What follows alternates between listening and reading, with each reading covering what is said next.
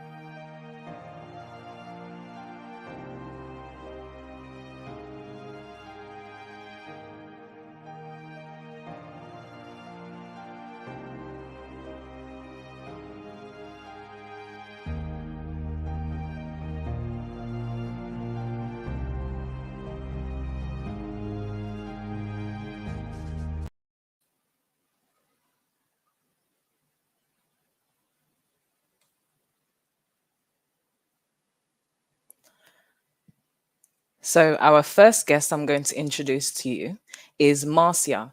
And Marcia is a diversity, inclusion, and equality specialist. She has had over 30 years of experience within coaching, mentoring, and within the field of training and facilitation. She is an ex-police officer and has supported many of her colleagues throughout her years of service. So I'm going to bring Marcia into the picture. So, Marcia, welcome.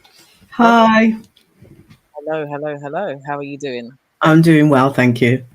Good, good, good. Wonderful. So I know I just gave a very, very brief overview of who you are, but please, please, please do introduce yourself to our viewers today. Yes, thanks for the invitation. So I'm Marcia Orr. I call myself a Brummie from living in Southampton. My background, as you said, is I was a police officer for 30 years. I joined following the Scarman report, asking for a more representative police service. And I did a number of operational and non-operational roles, including ethnic minority recruitment officer. I was vice chair of West Midlands Black and Asian Police Association. I'm the executive of the National Black Police Association and executive member of the British Association of Women in Policing, and also Women's Sergeants Federation rep. I retired in 2012, and I've done various jobs working in the charity sector, working in the utilities. I worked at for a non-governmental body, and my last job was of head of ED&I in a facilities management business. I'm now working freelance for myself, working when I want to, where I want to, with who I want to. So yeah, I'm enjoying life. Amazing. That's the dream, right? Yeah, that's the dream. Thank you, and welcome. I'm very pleased to have you here. I'm very much looking forward to this conversation. So I'm going to introduce our next guest. This is Naomi Elliot, and she is a transformational consultant and considers herself a metaphysical parapsychologist. Now, I know that's a mouthful, but I'm going to bring her on so she can explain exactly what that means and how this incorporates into the show today. Naomi, welcome to the stage. How are you doing? I'm really well, thank you very much. Wonderful. So again, I know I gave a snippet of who you are, but please grace the viewers with your wonderful awe and tell them who exactly you are. Yeah, so I always like to start introducing myself as I'm very multidimensional and cannot be put in a box. But my title of a metaphysical parapsychologist came through my own personal experiences of understanding how spirituality and science meet, and how spiritual experiences are actually more real than what has been understood. So what I do is I do a lot of work in normalizing mystical and spiritual experiences in everyday life. And my experience of this came through an unlawful detainment that happened in the mental health system whilst I was actually a practitioner. But because of the understanding around spirituality and how that's expressed in different ethnic cultures, that can be quite restricting and limiting. So I've made it my mission to bring more awareness and to bring some changes within this world, just to accept people who are maybe a bit more different to you. And also seeing how spirituality connects with neurodiversity as well, because that was also something that connected with my experience. So yeah, that's a little bit about myself. Ooh. So you can see, viewers, that this is going to be a very, very interesting show. And I'm not even going to delay. I'm just going to jump right in with the first question, because the knowledge and wealth that we've got here is just gonna, yeah, it's sweet. So my first question, and feel free, whoever wants to jump in on this, feel free to jump in. But I was doing a bit of research in preparation for this show, and some of the things that I came across was a blog by the NHS benchmarking report, and it found that 89% of care is provided in the community. That's mental health care. But yet community services only have 62% of the workforce, and only 54% of the money is allocated to mental health services. Now, I know I just threw out some stats, but in all honesty, what's your thoughts on what I just said? I'll jump in, and I'll Please jump do. in because my background is my mom was a psychiatric nurse, and so in my formative years, and my teens, and I did some work experience in her psychiatric unit. I've been around that as well as in my professional life, and I think one of the stark things why you could see this being a time bomb going back to the 1990s, when we had the whole care in the community, where they emptied psychiatric hospitals, put people back into the community who hadn't lived there for decades without any care, any support at all. Is it any wonder that things have got to the state they have since that happened? People were cared for. Some people have been institutionalized. I remember being with my mom, and there was an older lady there, and she'd been there for decades because she was an unmarried mother, and that's what they did with unmarried mothers. They took the children and they put them in mental institutions. So what do you do with someone who that's been their life? They, Yeah. they don't know how to care for themselves, but we just go, oh, we'll empty the hospitals, we'll give some support, we'll give them the medication, we'll sell off the hospitals, they'll become hotels, restaurants, knock them down, we'll build some housing, but not even thinking long term what we're doing, and also not preparing communities and educating communities to be able to support and adjust to having people with mental health issues in the community that they've not been known of before. Yeah, I can completely agree with what you said, and it brings about a term that we use in mental health: bed blocking. When someone is inevitably in hospital and they are ready for discharge, but they're there longer than they need to be. They consider that they're bed blocking, and that space could be used for someone else that is potentially in need. But It's sometimes it's a, people are pushed it, out. it's actually an offensive term because it sounds like people are squatting deliberately. Who Exactly. wants to be in a hospital, not in being in your own home unless you've got nowhere else to go? It's not a relaxing place to be, having been in hospital twice to give birth, in out, and once when I was ill. It's not a relaxing place. It's a Yeah. treatment place. It's not somewhere that you chill. It's not a Yeah. spa. Yeah. So bed blocking is an outrageous term to use, I always think. I agree. I agree. Naomi, do you want to chime in on this? What's your thoughts on the stats I was explaining earlier about the Um, workforce and the actual money allocated to mental health community services?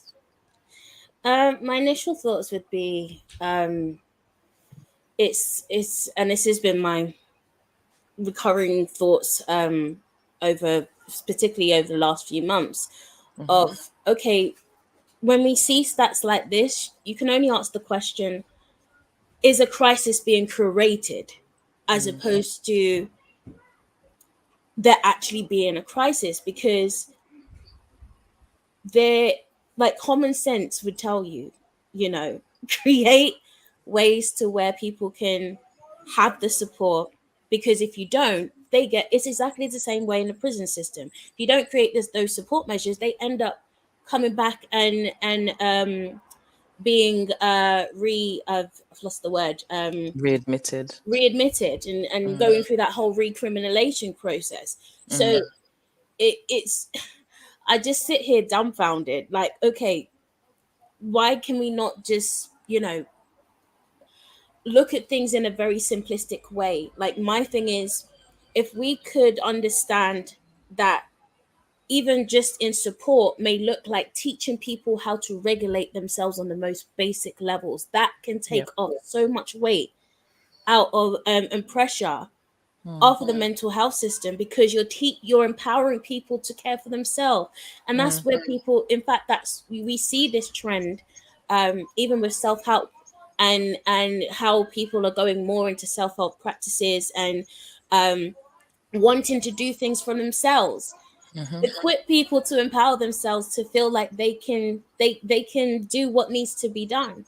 But for me, it just seems like a very simple answer, but we're just here. So yeah, it just takes, and I'm, there are some changes that are happening, but there's a lot more that has to be done, and there's a lot more that could, I think the way that the system is right now, it's hard to fully create that pathway to change when there's still these little systematic blockages that are taking place, that almost creates a type of gaslighting for the patient. Because how can you, just like as you mentioned the whole terminology with bedlocking, how can you tell me that I'm bedlocking and you haven't provided the solutions that can allow me to not do that, but then you blame me when that happens? So yeah, it's just a very confusing situation for me. Yeah, and I can understand that. Even people that are going through like severe mental and emotional distress at that time, even if they are at a point where they are well enough to re-enter the community, how difficult it must be for them knowing that the support isn't there. And even the way that the system is structured, it's only if you're on a certain section you get certain support, you know. So what about the other people that come in and out, like the revolving door? How are those people supported within the community if there's no specific quote unquote funding for them or specific services for them if they don't meet certain criteria? And that's where I think a lot of the issue is in regards to the over analysis of criteria, and meeting referral quotas is part of the issue there for me. Yeah, but it's also, sorry, Naomi, I was going to say, for me, there's lots of things that link in. So we have NHS that is in crisis. Yeah. We don't have enough staff to meet demand. So if you have a process that can manage that, manage the flow, then it doesn't make the lack of resources look so bad, and you look like you're doing something because you've got all these metrics and all these different avenues that people can access it in if they can understand the complication of the system, especially when you're in having a mental health crisis. And you know, there's one thing, any of us can have mental ill health. I have had periods of depression myself.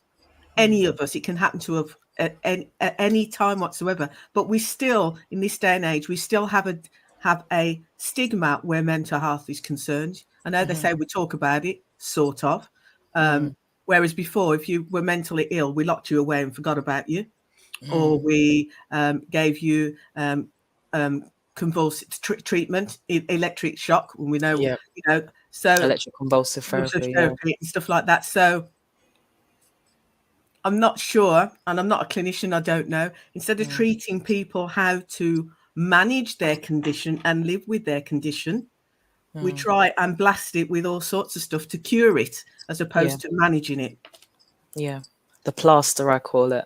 Rather than getting to the root cause, you're just trying to put a plaster on it. And I'm sure we're going to delve into that more as the show goes on and in future shows to come, in all honesty. Okay, so that leads me kind of nicely into the next question, because a lot of the time mental health services go through this very rigorous commissioning process. And I've noticed that there's been a shift towards more community-based services where the culturally competence aspect of professionalism is being referred to more in a lot of the commissioning services, commissioning tenders. So my next question is, how can this shift be done properly to actually meet the needs of our community? And in your current professions, in your opinion, how can this be done safely and equitably? And this is going to be to Naomi. Can you just repeat the question again so I can piece it all together? Yeah, so basically there's been a shift towards more culturally competent services where like local services are being commissioned for the cultural competency to support communities like ours. And my question is mainly, how can this be done safely and equitably? So making sure we all can benefit from these shifts. I would say that allowing the service users to direct some of the policies, because they are the ones. What is the nature of this service, and how is it impacting the patients? How is it impacting service users? For myself, this is going through an unlawful detainment. My question is, where is there any internal filtering systems that allow people to address their own personal prejudices before they go and diagnose a patient? Because That's for a very me, real question. I'm now being stigmatized and demonized by someone who already has a perceived conception of who they think I am and what they think I have, when it's actually the complete opposite. So they need to start listening to a diverse set of service users, those that have been unlawfully detained, those that haven't been detained, and those that have been detained. Have a perspective of everyone, because outside you still got family dealing with service users. You still got, you know, parents, partners, children. Do you know how many times people are coerced within their detainments and you know,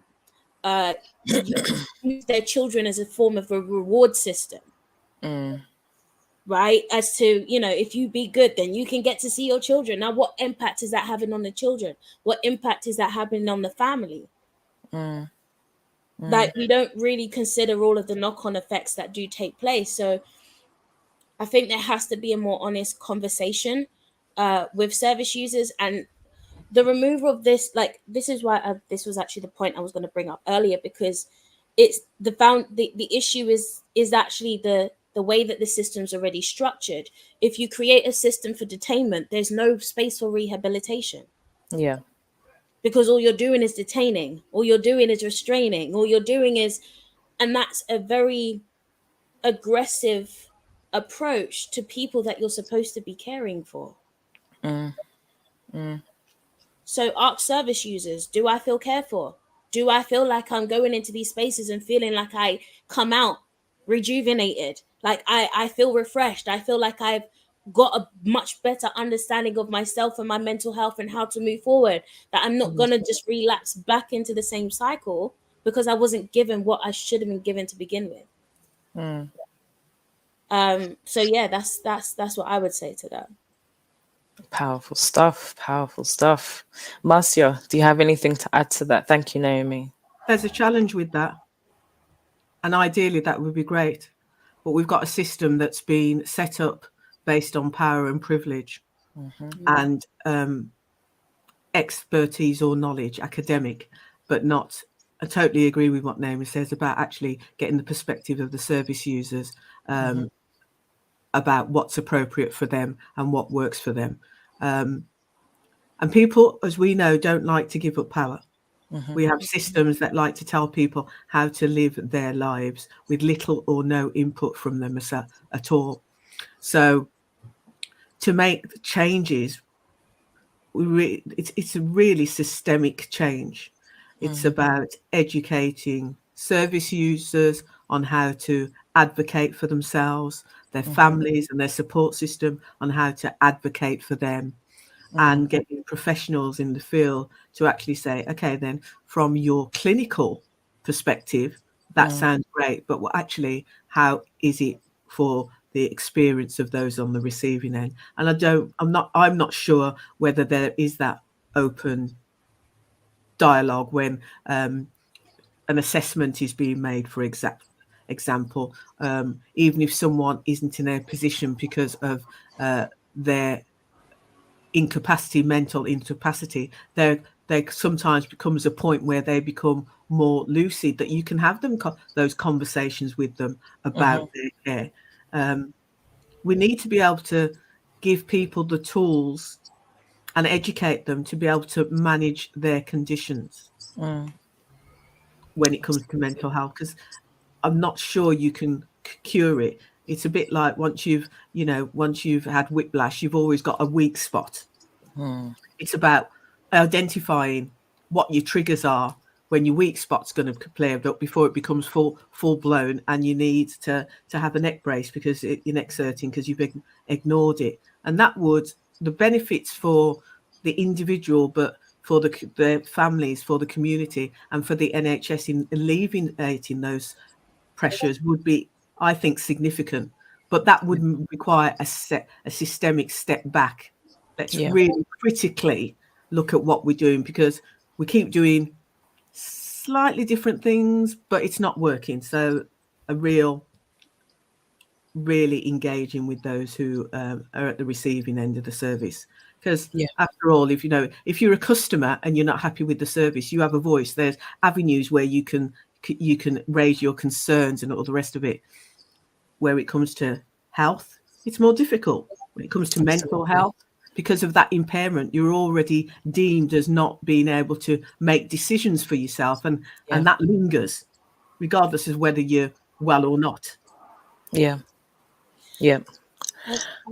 as well, it's even just to speak off the back of the what you mentioned about the powers, and I think, yeah, that's literally the foundational part of the problem, because if you create a hierarchical system in care, and when I say hierarchical in a sense of um you know uh this, you have a professional who can now create a diagnosis or pathology that could potentially damage that person's life, but the there's no power to challenge it, number one.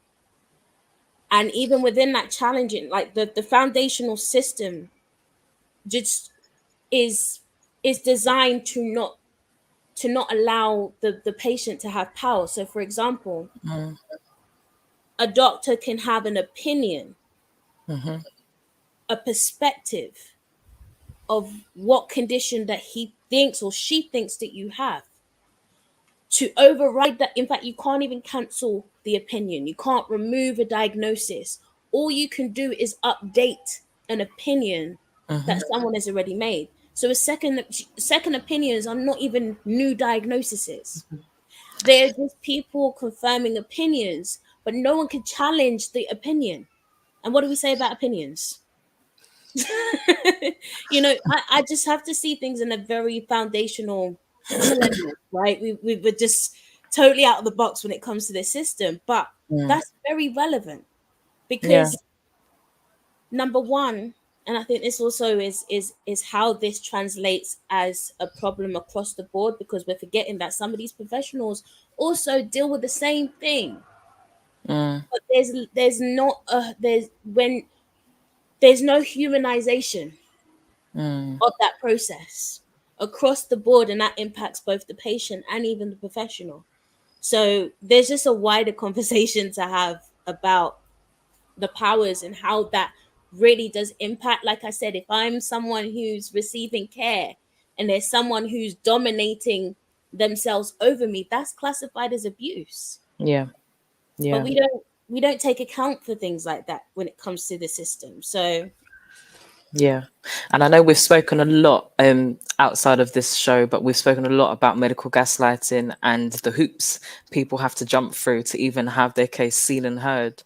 And even down to gaslighting being a new term within, Western vocabulary, but it now only having recognition within courts. So this is how I see um, the shift for people to be held accountable, that, for example, where you mentioned about second opinion, legally, doctors don't have to give a second opinion. Well, in the UK, I say, they don't have to, they're not obliged to, it's not a legal obligation to give a second opinion. So overriding a professional judgment or a professional opinion, like you said, it's just about updating it. And a lot of the time, other doctors don't discredit other doctors because that's their clique. To put it simply, that's their clique. And who wants to be the person that discredited another professional to then, have to go through that whole process of explaining why and all of these other things. But I just find it interesting that I see it time and time again where people can go abroad and see another doctor, have another opinion, and have a completely different outcome. But that person that they've seen may have the cultural tools to understand that person's condition in a totally different light. And that makes all the world of difference for that individual in itself. Not only that they're believed by someone else, that there is hope with other conditions. And when it comes down to how this information is relayed to patients or people exiting the mental health services, they have some form of hope in regards to aftercare, touching back on what Marcia said before about care in the community. What that actually looks like, what that sounds like, what that feels like for them, it's tangible. I don't understand why there is so much ring fencing in respect of how diagnosis, assessment, and support is provided. It just doesn't make sense. So I'm going to move on to the next question, because my new motto is for us, by us, commission us. And the reason why I think that is because a lot of the time we are our healers. We know what we need. We know what's best for us. And I just want to get your thoughts on that statement. For us, by us, commission us. And I'm going to throw this out to Marcia first. It's a great saying, right? I come back to something I probably touched on before. We need to be educated enough to understand the system. It's a bit like, my analogy would be, if you've got no family that's ever been to university, you don't understand the system. You don't know how to write a personal statement. You don't know how it works.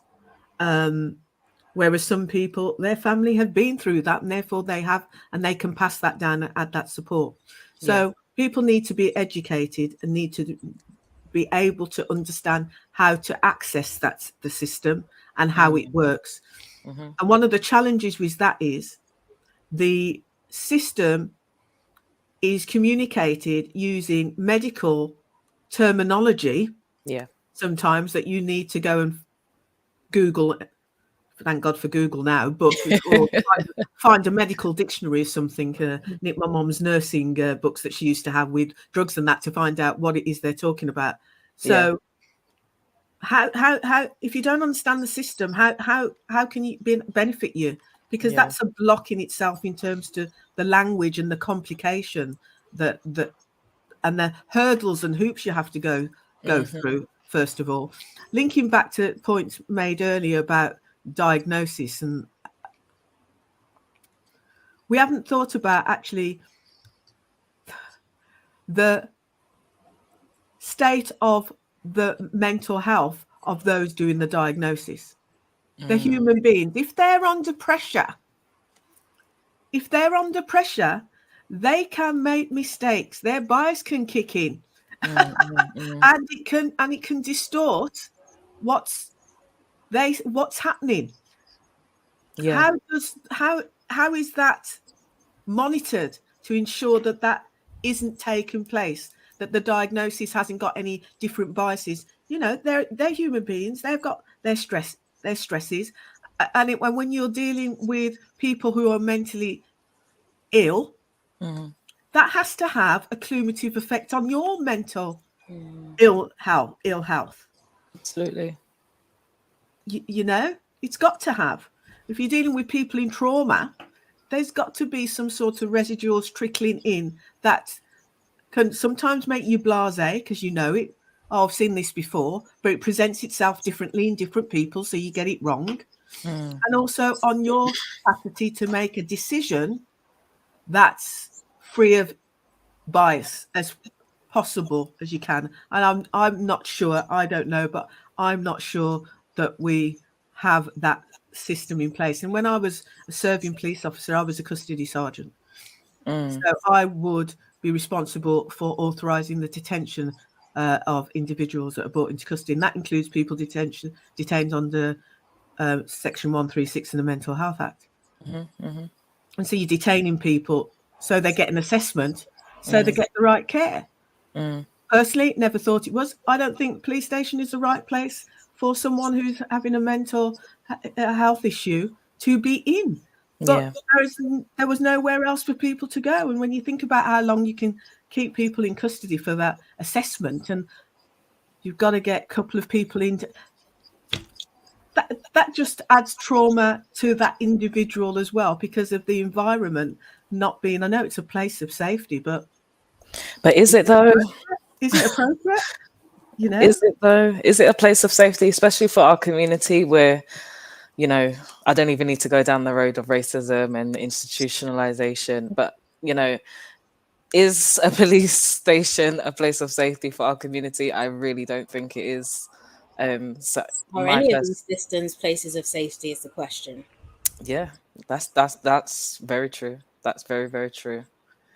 And it begs to differ how, I know that there's been a lot of discussion about the mental health reform, but how these places of safety are even sourced out of this reform.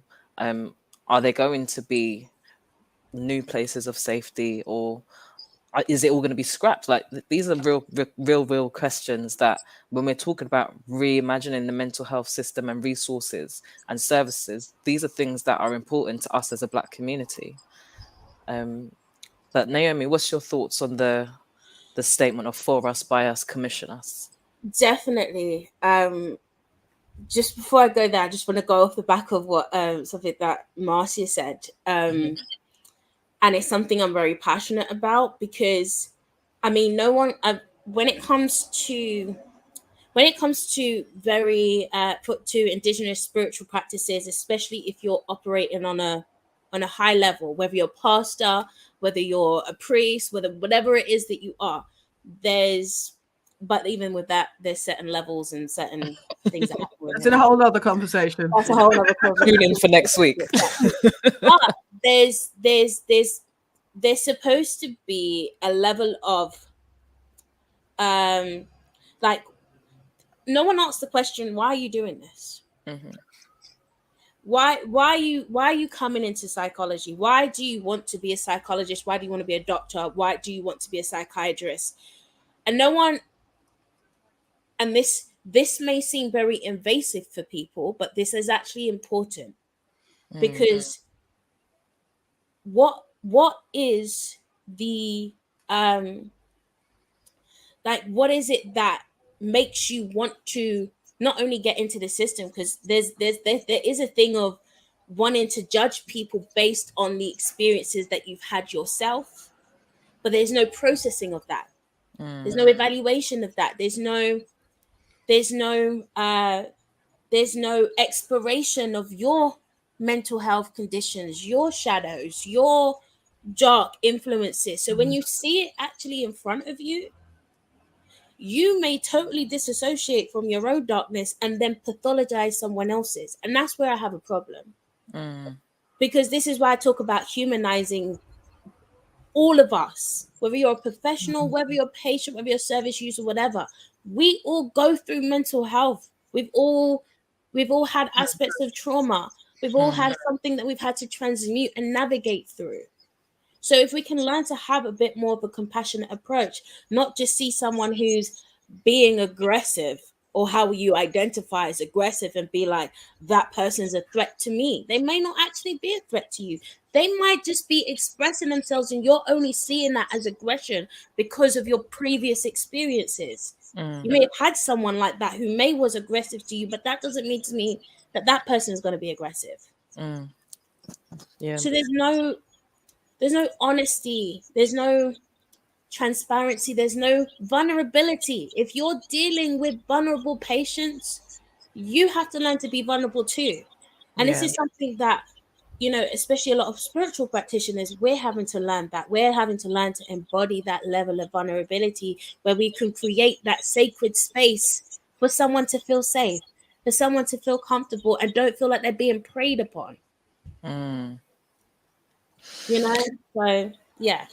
Girl. Some powerful stuff, honestly. And I know you touched upon trauma, but I'm gonna circle back around to that a bit later, because there are a few things that I've spoken about both with you, Naomi, and with you, Marcia. So yeah, I didn't get your thoughts actually on the motto for us, by us, commission us. So the motto is essential. Because how can you create solutions for someone that you don't even understand? You have no comprehension of their actual struggles. You have no comprehension of how that may make them express themselves. You have no understanding. You only have a pathology. You only have a box. You only have a limit. So let people, Black neurodivergence, let them come out and start telling their own experiences. Black people with mental health, let them start coming out and telling their own experience. Let them start creating their own programs, because this is the thing. If for myself, I've learned how to heal myself. There's so many things that has not been able to help me that I had to learn and go on a journey to learn what works for me. So let me share what I have. That may not be for everyone, but for the people like myself, you might find more engagement levels by introducing alternative approaches. What does Einstein say? Insanity is doing the same thing over and over again and expecting a different result. Absolutely. So go to the people who actually have these experiences and that have actually found ways to navigate through these experiences and can share with the community. So yeah, commission us, like, because there's so many times that we're expected to just give information and not actually our value not be respected.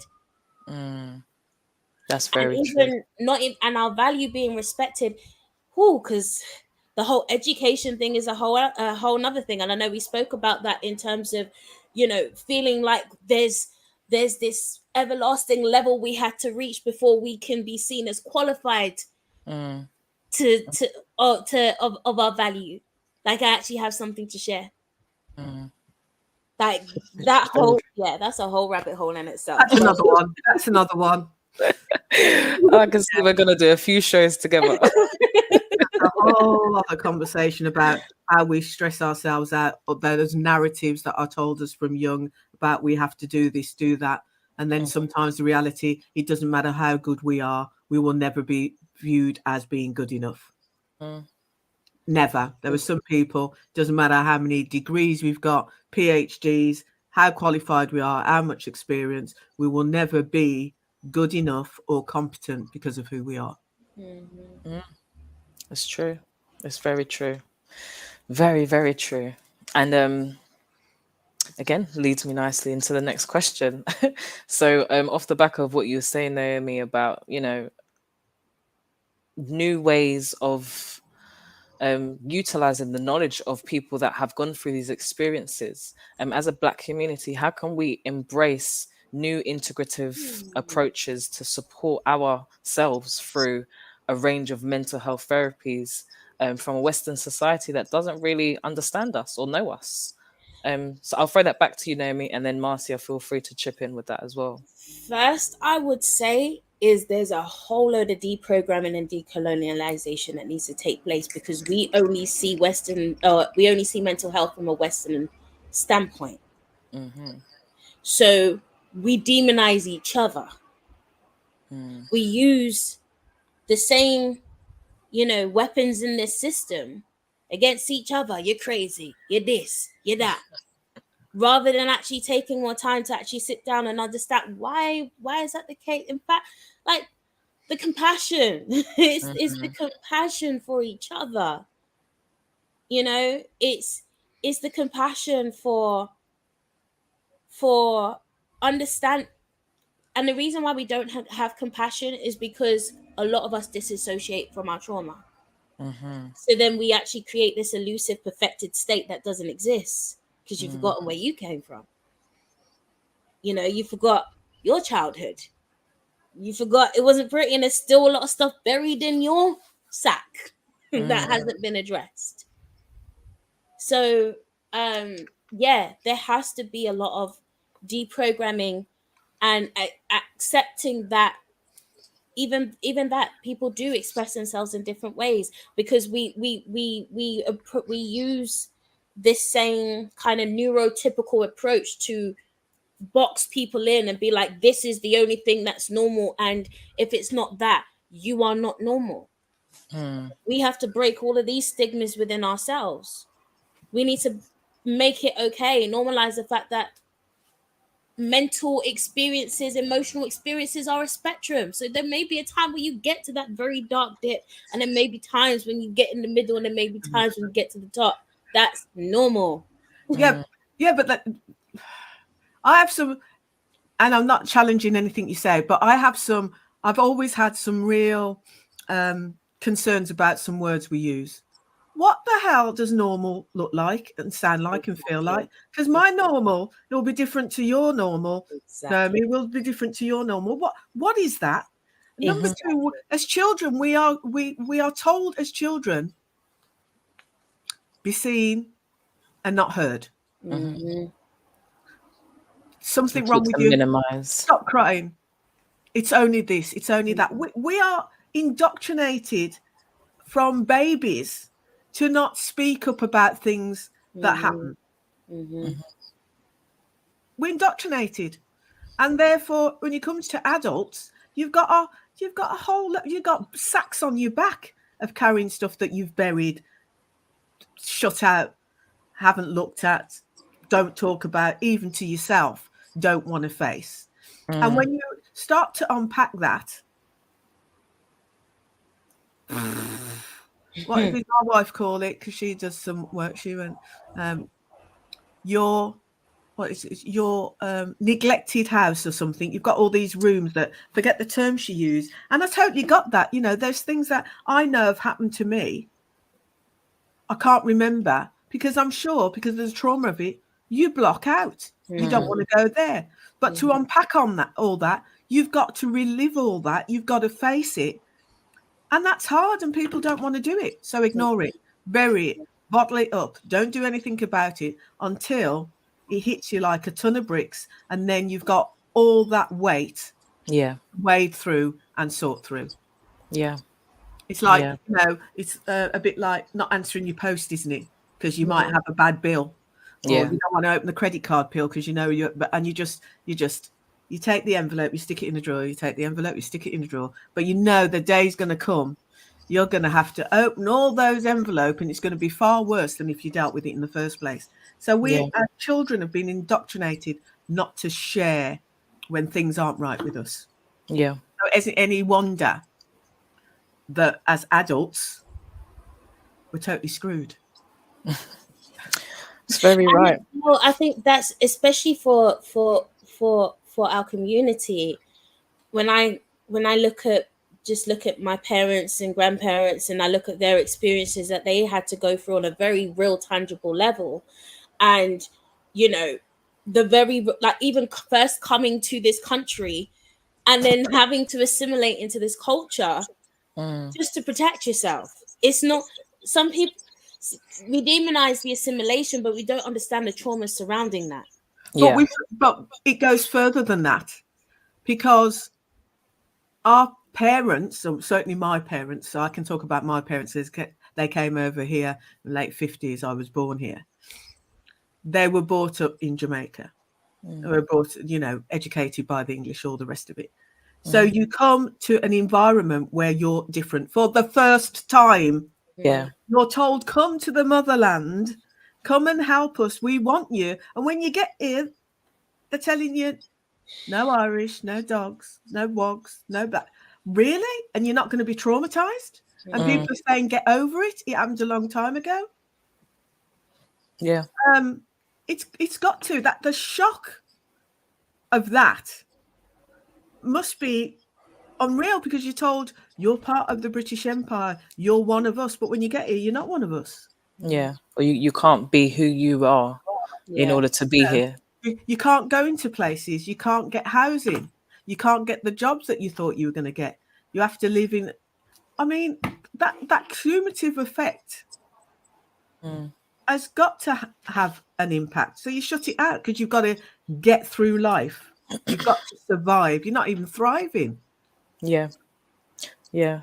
So what I think in regards to what you've both said, especially relating it to, you know, new approaches that need to be looked into, you've both mentioned trauma and unpacking. So some of the things that we've both spoken about is trauma-informed care and getting to the root cause of people's issues, specifically when dealing with mental health issues, let alone people that aren't going through some sort of emotional or mental distress and need to be sectioned or medicalized or whatever it may be that they need. So what place do you see trauma support, trauma-informed care in this reimagining of mental health services and tools and resources? So I would also add trauma responsive to that too, because there's a lot of trauma, there's a lot of information about trauma, but nothing to counteract that. It often doesn't include the transformational practices that creates change, rather than encourages the same cycle of, oh my gosh, this is happening, oh my gosh, I don't know how to get out of this. Okay, how do we move forward, right? Yeah. That's where, you know, some of the transformational and the transcendent and the transpersonal practices can become more beneficial in those integrations. And so the future of mental health is not just one way fits all. Of course. Because as we were talking about earlier, we all are diverse. Our experiences of normal are all different to each and every single one of us. So there's an approach that needs to meet for each and every individual. And in today, I get excited when I see all of these alternative different options of care, quantum healing, CBT, EFT. There's so many different spans of practices. Even I say this all the time, even with death doulas. That was many people didn't even know that you could get support at the end of life. Yeah. That's actually a thing. That's actually care. Even that birth doulas, that was something that came in a few years ago, right? So, but that doulas are nothing new. they're not exactly. They're new to the Western world. New to the Western world, but not Africa. Exactly. And stuff. Nothing that's not new. So it just goes to show, emphasizing your point, that actually we have a health system that's white centric. We have diagnosis practices that are focused on white skins, white pathology, and not taking into account the nuances of the experiences of black people. And we know that because the research has shown that in terms of in treating stuff. You look at medical books and they talk about that. It's no different when it comes to mental health. Yeah. And in addition to that as well, with the nuances is, for example, as Black women, we could go out in the park and put on some soca and, dance and just, get ourselves in a vibe. And that's therapy. Yeah. That's therapy. And we'd be looked at there's something wrong with us. I know when I've walked into a shop years ago with my children, the music's been going and I've gone, and again, Mom, don't do that. Everybody's looking. And you're thinking you should be able to, there's nothing wrong with you. You're just enjoying the music in the moment. But even the children are going, no, they're all looking at you and they think there's something wrong with you. And I'm just like, I'm in a good mood. I'm feeling the music. It's true. Because you think, like, when you see people singing or dancing on the street and everyone else is, focused, head down, usually headphones in, but they're not vibing the way that we vibe. It's like people look at them like, why are you doing that? It's not a social norm to be expressive in public. And that's where I feel like, even like you see me, I'm moving my hands. I'm naturally expressive in that way. And I think us as a people, we are naturally expressive in many, many ways. So that's going to lead me into my next question. There's been a lot around social prescribing. Social prescribing is just literally being able to access certain facets of the community, of society, that can help with your physical and mental health. Now, there's been a bridge between central services, like central health services, and community services. Now, off the back of what you've both just said about dancing, movement, alternative types of therapies, where do you think the most support for these types of programs on prescription can be? Because in my eyes, it can be in the arts, it can be in the dances, it can be in the music and the drummings, and that, like, that's my own opinion. But I'm gonna throw it over to you, Naomi. Let's go with you. No, I totally agree. And that's my background. In fact, as a creative, I came more into mental health and spiritual health and transformational health because of just my whole creative experience and everything that I was doing within the arts. And especially I come from a Christian background as well. I'm no longer Christian, but just the whole thing of the music and the environments that we would create, and if you really take away all of the kind of the dogmas surrounding everything, what you're doing is creating a communal space that can receive an inspirational message that sparks them up for the week, right? And these are ways that the community have been tapping into therapy for you know, for however long. But it's about really investing in these ways. Like one of the projects that I used to do was I used to go into Pru's schools and prisons, and this is I found the most impact in these prisons when I would go into them, and I would deliver these creative arts workshops where we'll be going through creative writing, and we'll go and look at their experiences and what led up to their imprisonment. And what we'll be doing is literally unpacking a lot of that trauma, but through creative ways. So they didn't even have to dig that deep. They could find the transformative. That's what I meant about the trauma responsive. Like they found ways to find different responses to things that they had experienced, and that created new potentials and opportunities in their mind that now creates new opportunities in their reality. Like that's a very, very real thing. So I found very great results with creative practice, both in my own personal journey and in my personal practice. So yeah, I would put that there. Thank you. I mean, I don't know. I remember when my mom was a nurse, and there was all sorts of activities they do with the patients, from you know, painting to doing jigsaw puzzles and all the rest of it.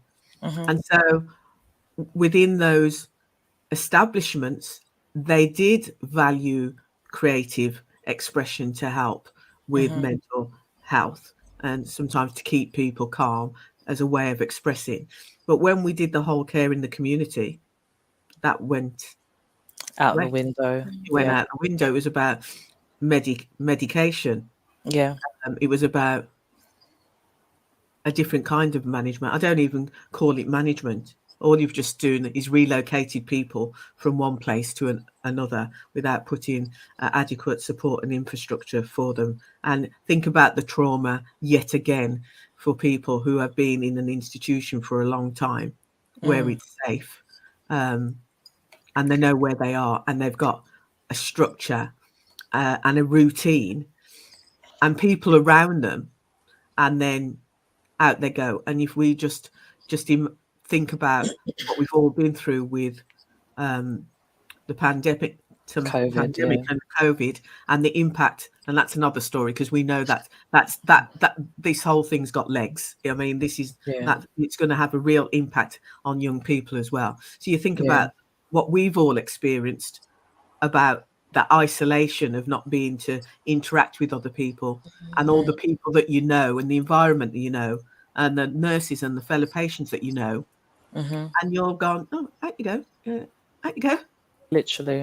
Literally, out you go. This is, and I find it so strange because there, and I'm going to just bring a very brief story into this, but I worked at a program. It was a music and arts therapy program in North London, in Hornsey, and this one was specific to outpatients that were going through a step down process to re-enter into the community. That was probably one of the most authentic and impactful forms of rehabilitation, because I know we mentioned that before, but that I've seen and felt, and that I was a part of throughout my whole career within mental health. And it made me start researching other services and programs that offer same or similar services. And I kid you not, there's only one that I've really found, and that's in SLAM, South London Maudsley Hospital, where they provide a range of different services. But again, I think that's mainly because South London, as you both know, is very heavily Black populated. But I know that they do certain therapies like the Tree of Life, and that's a South African practice developed by a South African woman. And I think personally, a lot of work around bringing practices from, other countries that where we originate from would be the best investment that the NHS or the government, where whoever is going to be investing, can make to support us as most marginalized, most vulnerable people that are the most populated within these services. The key with that is them to invest in them coming over and them not going there to learn the systems and teach it themselves. Yes. Because the cultural appropriation when it comes to these, indigenous practices is wild. So start commissioning the people who actually have these practices in a very authentic way and bring them over. Yep. Like I said, for us, by us, commission us. It's very, very true. So yeah, I'm gonna ask a very personal question, because I know you both have brought in a lot of your personal experiences, but I know we've spoken about whether you're happy to share a bit more about what life was like for you when you was going through your encounters and experiences with the mental health centers and services. So I want to throw this first of all to you, Marcia, and then I'll throw it back to you, Naomi. On a personal level or a professional level? However you want to share, my love. However you want to share. I think on a personal level, my doctor, when I was serving, you just didn't talk about mental health issues. Certainly in the early stages of my career, there was a move later on for people to start to get support. And although I totally understand why people, particularly from the Black community, have their experience and their view of the police is not a positive one. I totally understand that. But I'd like to get them to consider that actually, as police officers, you don't actually deal with humanity at its best. I just want people to pause and think about how the cumulative effect that has on you when you're dealing with cot deaths, suicides, murders, rapes, road traffic accidents. Just think about it. I know that's your job. You bought into that, but just think about the human beings and the cumulative effect that can have, and what support that you can have. And I remember, and I think I did share it, that when the Hillsborough disaster tragedy happened, the force I was serving with, we were involved in the sort of investigation. They set up a room where those who attended the match were supposed to phone up and just say who they were, contact details, and where they sat in the stand.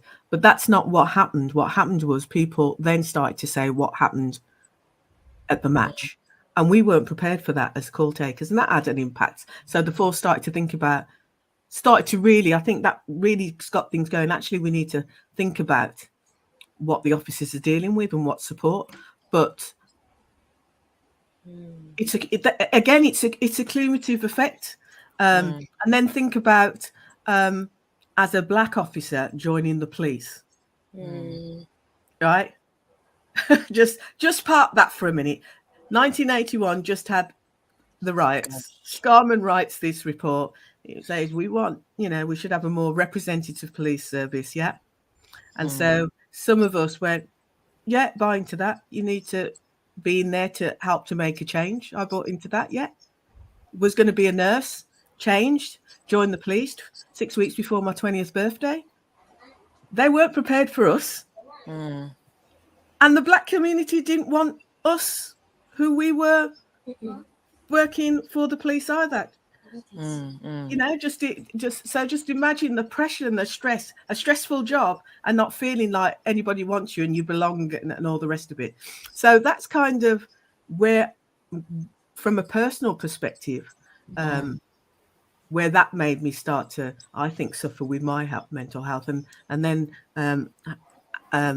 having children as well. I suffered with postnatal depression, and more recently during COVID, my father died, and that was a whole other thing as well. And that's not easy to say, because you're strong people, you're admitting your vulnerability. People don't like admitting their vulnerability. None of us do. because we're frightened that some people will take advantage of that or see us as less than. And as Black people, we're already viewed as less than, and we don't want to give people any more to think of us as less than. It's just another thing that people can judge us for,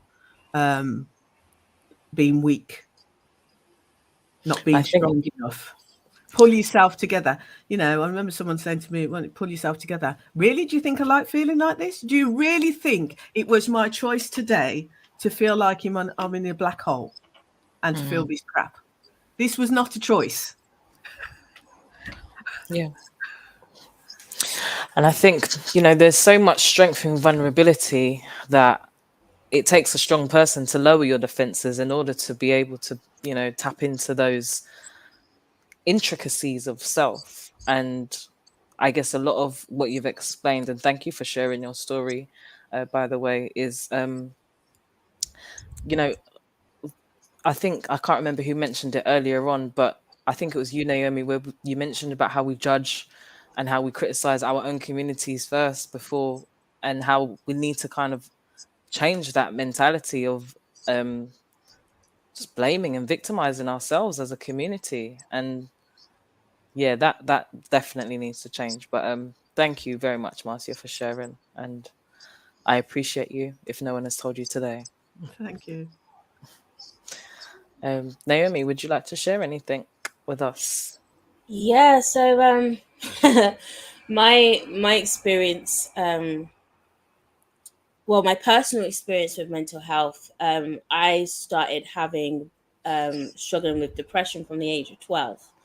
Um, and but connecting it to the professional the system, I found it very hard to engage with systems at that time with CAMS. I was in CAMS. But I found it very hard to engage because I knew I needed assistance, but I didn't have anyone I felt comfortable to speak to or that I could even relate to. And at that time, you know, undiagnosed autistic, I was very nonverbal, and they couldn't understand why I was so nonverbal in these experiences, and I couldn't even express why that was happening either. I also had a lot of PTSD, as I had a whole lifetime of traumatic experiences, and for a long time, I was trapped in that, you know, those memories. And that actually created a physical illness for myself in fibromyalgia, chronic pain syndrome. And so it was from understanding what my illness did to me, made me go deeper into understanding trauma and how it impacts us on such a multidimensional level. And this is why I actually do what I do, because, you know, if we could understand the deeper patterns, the deeper influences that often gets missed because we don't have the reference point of understanding, like, we can actually remedy these things a lot better. And I will say, even as a practitioner, I do have my days where I'll have my off day and I'll have my on days, but that's normal. And this is what I mean about humanizing our experiences with our mind, right? Our minds is one of the biggest things that is probably one of the hardest things to navigate. And I wouldn't even say control, because it's not even, society teaches us to control our mind, but just learning how to flow with our mind. And so if we can actually just re-educate ourselves and our experiences, which is something I've had to really learn how to do. I've had to really just shed everything I've been taught about myself and really learn it from an internal perspective. My healing journey is what helps me to understand the mind, even go into the science. My healing journey helps me to do my work better. And I think if we can actually, even as practitioners, as professionals, if we could understand from that perspective, our health allows us to do our work a lot more better. So that's one of the things that I've had to learn in my experience. And just, continuing to just humanize this whole experience. Like, none of us are perfect. None of us are, these gods in real time. Like, we are, we're human and we have divinity, but we're just learning how to flow between the two at the same time. So that's what I would say. Powerful. Oh, you're making me feel all warm. Thank you both for sharing, honestly, because it makes you think about your own life, you know. And I'm sitting here reflecting, and I'm like, yeah, there's a lot of times when I could have asked for help, or there's been times where, yeah, it's not about me. The show isn't about me, but I appreciate you both sharing. And you know, Marcia, you touched upon how things were when you was in the force, and Naomi, you've spoke a lot about neurodiversity. And something that I have noticed, there's been a lot of reoccurring discussions around, you know, these disparities for people that either are discriminated against or have regular police contact or are neurodivergent. And my question is, yes, the data's been there this whole time. So these discussions are coming around again, but is it too little too late, or is it the right time? Why now? Why not before? I'll go with Marcia first.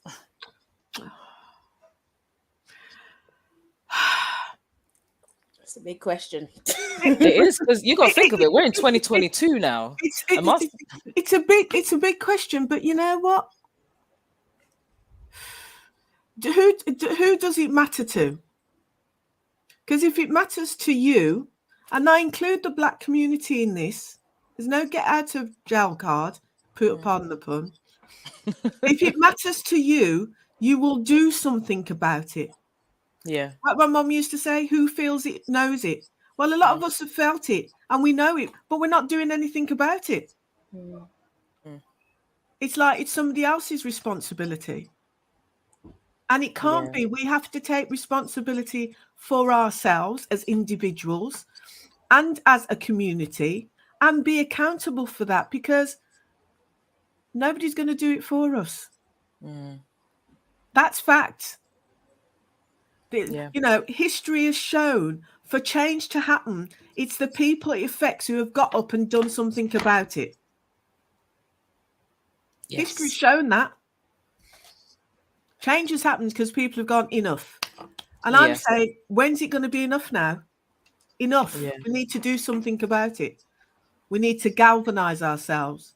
We need to be more vocal. And vocal doesn't mean aggressive. For anybody who's listening thinking, oh, Black women being aggressive, doesn't mean being aggressive. It means being vocal and saying, actually, this isn't working for us. And we've given you enough time to make the change. And now we need the change because it's enough. It's the 21st century and we're still talking about this, and I won't swear. We're still talking about this and it ain't happening. You know, I was looking at the figures. So, for example, when it comes to the Black community, and I looked at the government website, they published a report on the 23rd of June this year. And it said in the year to March 2021, Black people were almost 5 times as likely as white people to be detained under the Mental Health Act. That's 344 detentions per 100,000 people, compared with 75. But yet we don't even make up, 4% of the population? So what's going on? Nobody's asking the question. What's going on? We're just going, oh, yeah, the figures again. Oh, yeah, the figures. Why? What's happening? Are we more liable to have mental health issues than any other part of the population? Are we? And where's the evidence? And why is that? And what we're going to do about it? Because there is an impact on society and the mental health and the community on the individual. So does it really matter? And if it was all about money and resources, trust me, something would be better. Something would be done. So why is nothing being done? And so we do have to stand up for ourselves. We can't keep having reports churned out about all these things about the experience of Black people, especially around mental health. And we're sitting back saying, yeah, another report. Yeah, another report. Yeah, another report. Yeah. No surprises. If we get to a point where we're going, no surprises, and we're getting to the point where we've been saying for a while, oh, that's no surprise. Really? Should we be sitting back and just going, oh, well, Accepting. yeah, acquiescing? This is the norm. This isn't right. If this is the norm, this isn't right. Yeah, I agree. I 100% agree. Naomi, would you like to chime in on this question? See, it's a hard one for me. And I totally agree with everything that Marcia just said. I guess my heart feels heavy for the other side, the actual reality of those people who've had to endure these types of experiences and not be heard at all. Where you ask, is it a little too late?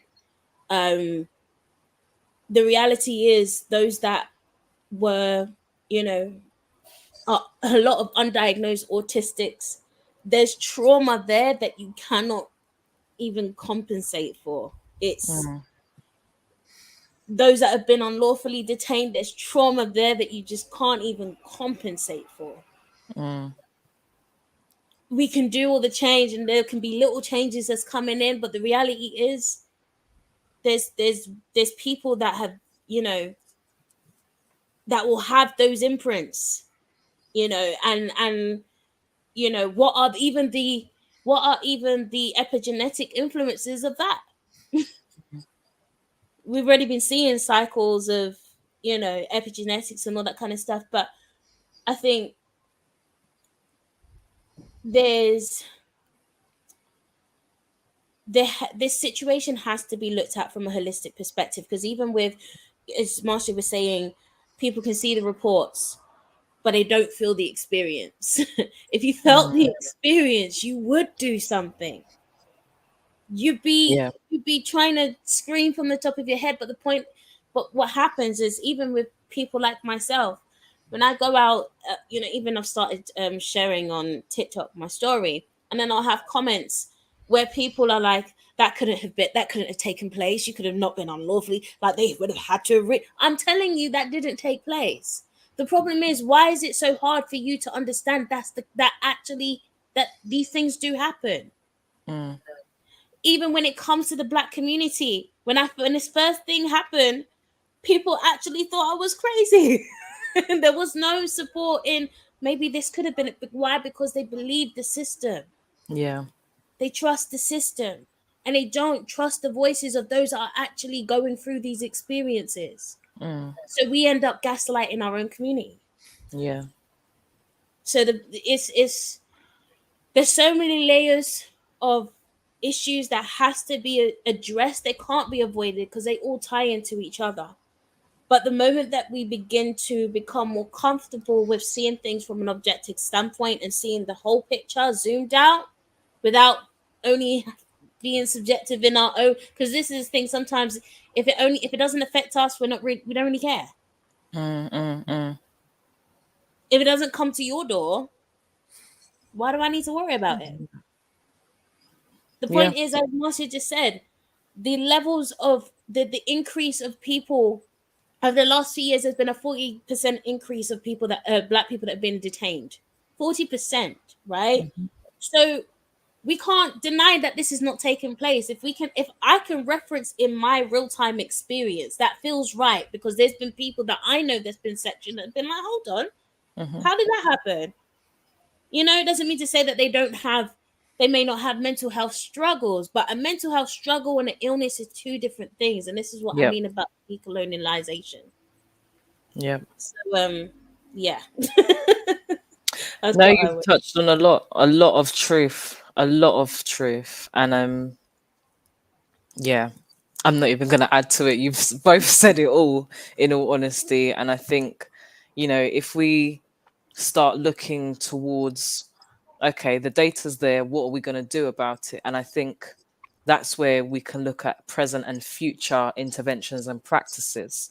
So my next question to you both is, let's talk about some medical interventions that have been floating around in the ether.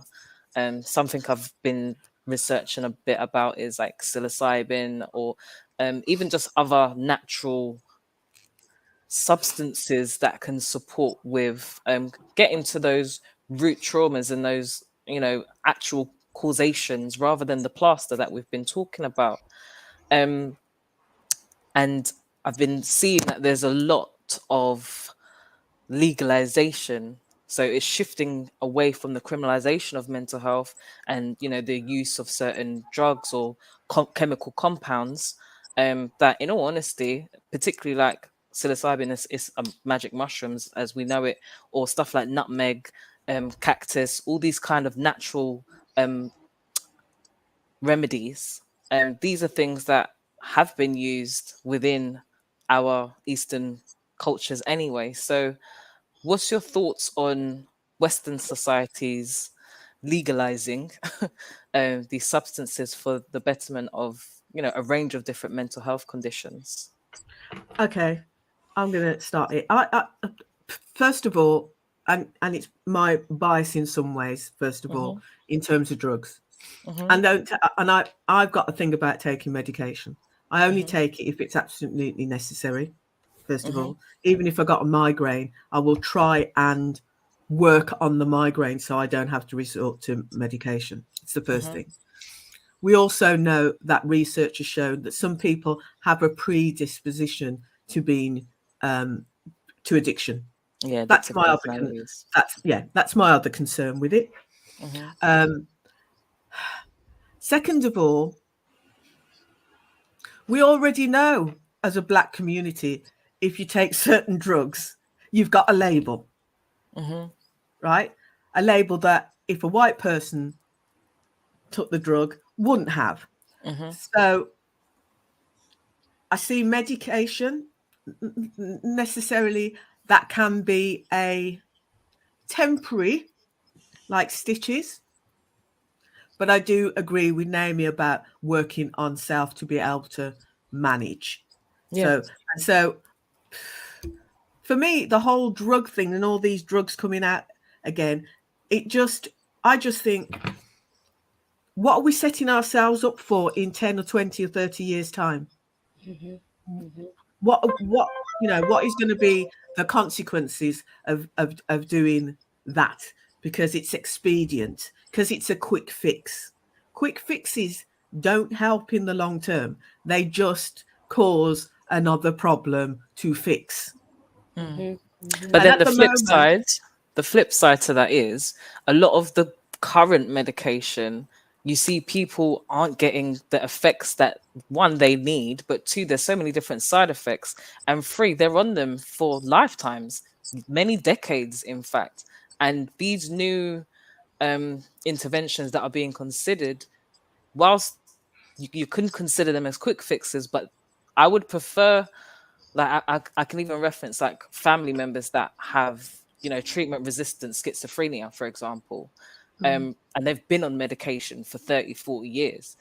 Whereas going through a particular treatment plan that is coupled with, a specific type of therapy that encompasses, acceptance and commitment therapy, stuff like that, that people are seeing real results within a year, 2 years, where they're and I can understand that approach if there's a plan, not here's something to take off you go. And also there's the other thing about accessibility and availability of these medication, because there's a problem getting medication and the cost of it.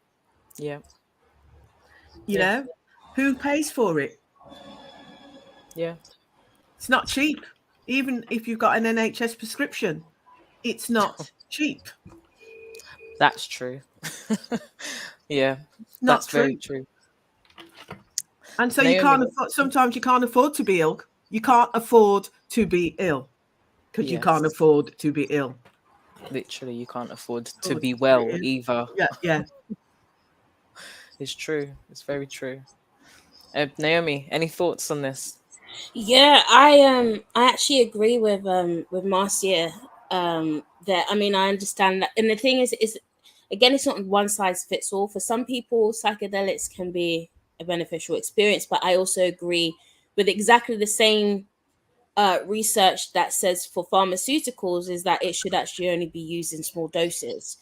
My issue is that there's a lot more attention over just drugs, whether it's psychedelic or whether it's pharmaceutical.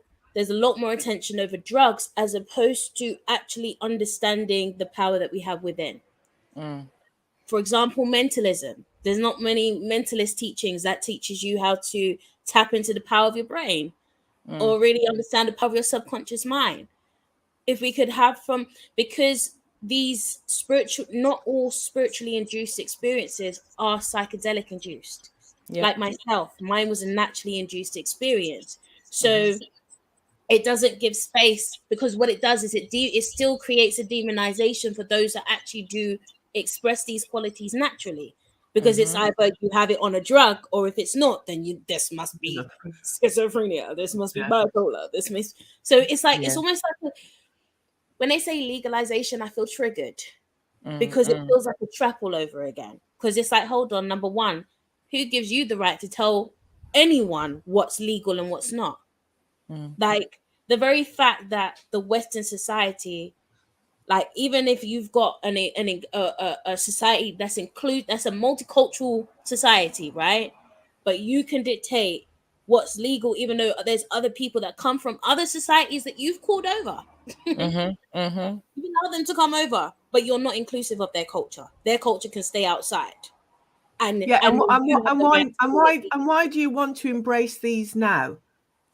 Because they're not and that's new. the question. So why now? Why? Because there's some commercial benefit. Yep. Yeah. It's almost like from cigarettes to vape. It's the same thing, just upgraded and more digital. Yeah. I hear you both. And I think, off the back of where you just mentioned about digital, looking at non-clinical interventions such as the incorporation of gamification and VR worlds and all those kind of things. I've been seeing a lot of research around that as well, where people are using immersive experiences, I guess somewhat natural, but in a virtual world, to explore the depths of their hidden traumas and their triggers and things like that as well. I was looking at a study from Cambridge University where someone has developed a new game. I can't remember the name of it off the top of my head, but basically being able to confront your fears in a virtual experience and then kind of going through a graded exposure of that over time to then facilitate how you respond and react in the real world. But yeah, what's your thoughts around those kind of non-clinical? And who's designed it, and from whose perspective, and who does it work for? Exactly. And we already know that people can get addicted to smartphones, apps, I mean, please, spare me. My issue would be, and I'm with you, Marcia, because I mean, number one, again, it's the same thing as the psychedelics, because, okay, let me put it like this. Psychedelics in indigenous cultures is not even something that is used as a drug. It's used as an activator, which means you probably only need it one time, and after that you learn how to be able to tap in yourself. So what this is doing is actually it's disassociating people from themselves and allowing them to experience life outside of themselves as opposed to within themselves, because those same transmutation experiences, you can do that within yourself and you'll have a lot more impact.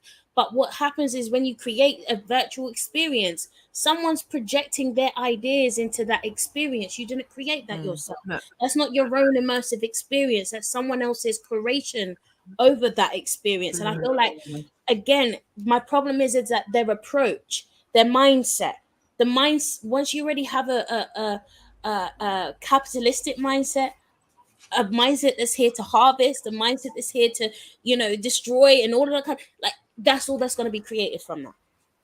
This is why I say the foundation of the system with the people that's creating it It doesn't work like that. So they take little parts of indigenous culture, indigenous spiritual experiences, and then they try to mix it into their own. And it's like, no, you've actually now tainted the pureness of this experience. So so when they've done these programs, included in that program is weaning you off that program. I bet it isn't. I bet it isn't. Well, I know that becoming attached to your go-to place for that. Totally agree with Mamie. If you do meditation, and I've done meditation, tried. I think I'm pretty awful at it, because every time I've tried over the years, I tend to fall asleep. So maybe that's my natural state. Just zonk out, Mars. But you're saying that's a false sense of what works for you that's been imposed on you. You haven't created that. You haven't figured out what works for you. You've just accepted that.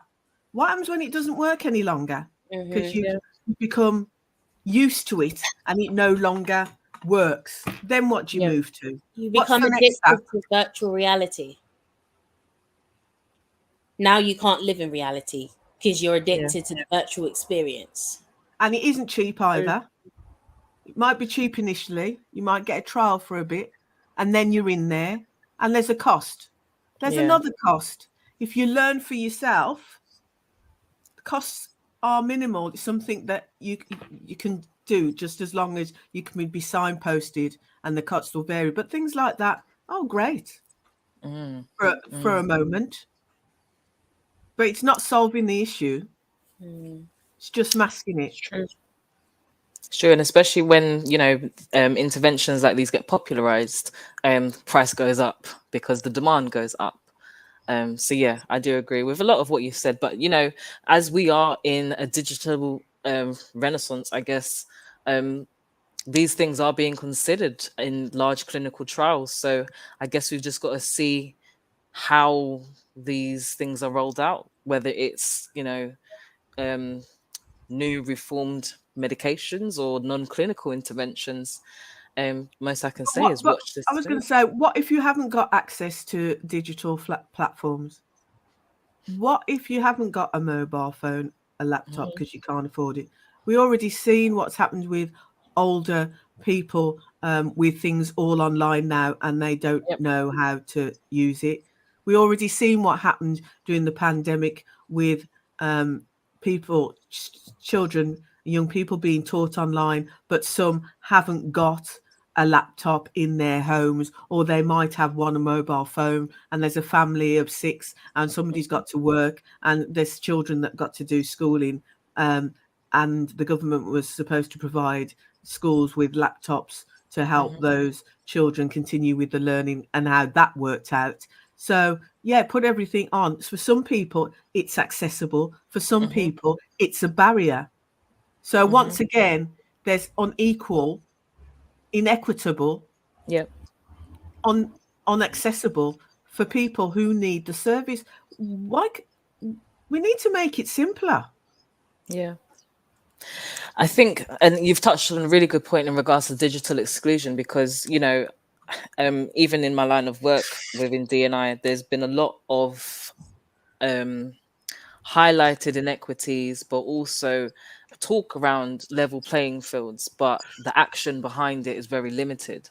And when it comes to I would say an aging population, because this is where we're living at, an aging population globally is very much something that needs to be considered throughout this new wave of, or new way of living, I should say. Whether it is they consider having hubs of these virtual experiences, or however they decide to roll it out, I don't know. I was just looking at some of the very early research and clinical trials, and the most I can say is we're just going to have to wait and see. But even in parts of the UK, internet connectivity is poor. Geography. So how is that going to work when we haven't got the infrastructure to support that for everyone? We're just widening the disparities. And those. It's just a different way. We've just moved the goalpost. It's You're very priorities. right. There's simpler approaches they could have that could actually cost a lot less, but they skip all of that to go to go into space world, Because it's futuristic all about world. the contracts, all about who's winning the contracts and who can fund these things, you know. But And what do they look like, and who are they? Mm. you're asking me questions I don't know, Marcia. Well, you only have to look at the IT world.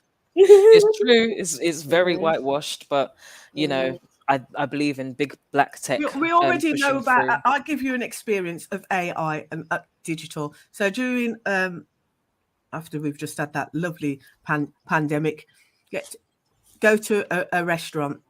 It's got one of these machines. It takes your temperature at the time. Takes your temperature.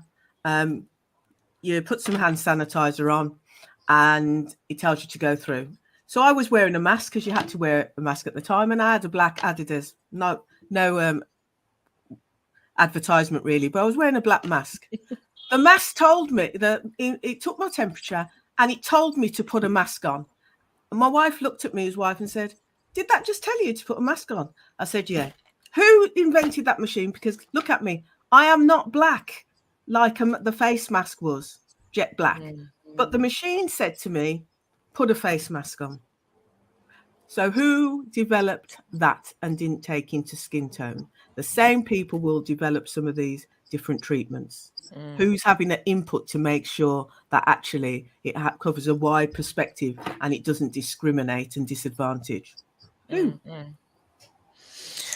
These are very real questions. So anyone that's listening and watching this show, please get in touch and give us some answers. That would be very, very welcomed. But what I will say, ladies, it has been an amazing show so far, and I could talk to you both for hours.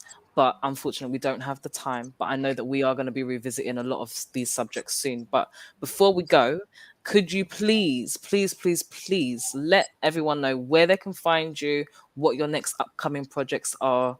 And this is to Naomi first. So I phoenix.co.uk. Can you hear me? Oh, I don't Your know. Am I still there? internet's gone a little bit. Repeat that again, just Okay, in am I back? case anyone missed it. Okay, so yeah, you can find me on my websites, houseofphoenix.co.uk or phoenixpriestess.co.uk, and you can also find those same Phoenix Priestess 888 and House of Phoenix UK on Instagram. What is coming up for me? I actually have some new workshops and masterclasses that I'm releasing. I started a mindset mastery program, which is a program that integrates affirmative meditation, subconscious programming, and shadow work, which is just exploring past traumas and internal experiences. So I have the second part of that program that I'll be releasing in the next 2 months. So I have that, and I also have a program called Shadow Work for Practitioners that will be coming up, and I'll be doing a lot more work in just exploring our own personal biases when we're dealing with patients. So yeah, that's all about me and where you can find me. Amazing. Thank you. And Marcia, where can people find you? What's your upcoming projects? Well, they can find me on marciaorconsultancy.com. Keep it simple. I've got dipping my toes into all sorts of things. I'm going to be running a workshop for the Housing Diversity Network in Birmingham in October. I'm writing my book, something that I've been prompted to do over about 15 years and never got round to it. So this is the time to write it. And I'm just looking at doing some more activist work, charity, voluntary work, but also supporting organizations and teams in being a more diverse, inclusive and equitable across the board. And in fact, I prefer to say inclusive first, because diversity first doesn't work. You need to be inclusive of everyone. You need to make it a safe space for everyone and make it equitable. And then from that, you will get diversity. But we've been doing it the other way around, focusing on the numbers, not on the experience, and it doesn't work. So lots going on. So you can follow me on LinkedIn. I'm on Twitter at Marcia or 62. And as I've said, my website as well. Amazing, amazing. Thank you so much. So anyone that is in need of some D&I support, some shadow work, I know Naomi didn't mention it, but she is also a 2-time author. If you need a shadow workbook or a transformational workbook, hit her up on her website as well. But what I will say, it has been phenomenal. I think that's probably the only word that comes to mind when thinking about this whole, there you go, transformational workbook.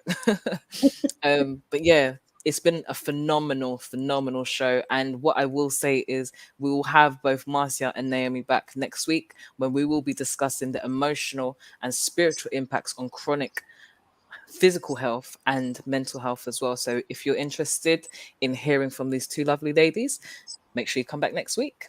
What I will say for now is goodbye, good evening, good night, good morning, whatever time you're listening and watching to this. This is Rhyana from Black Mental Health Matters. Take care.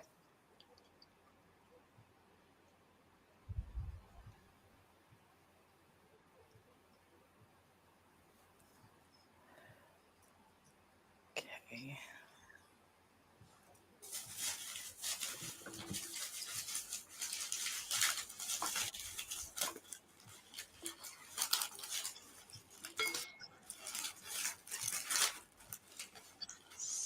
Ending.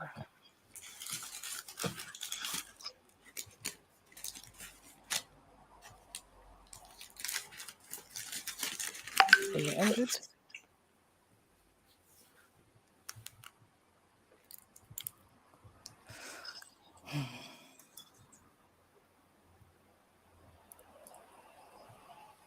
Doesn't want to end for us, clearly. The show was that good.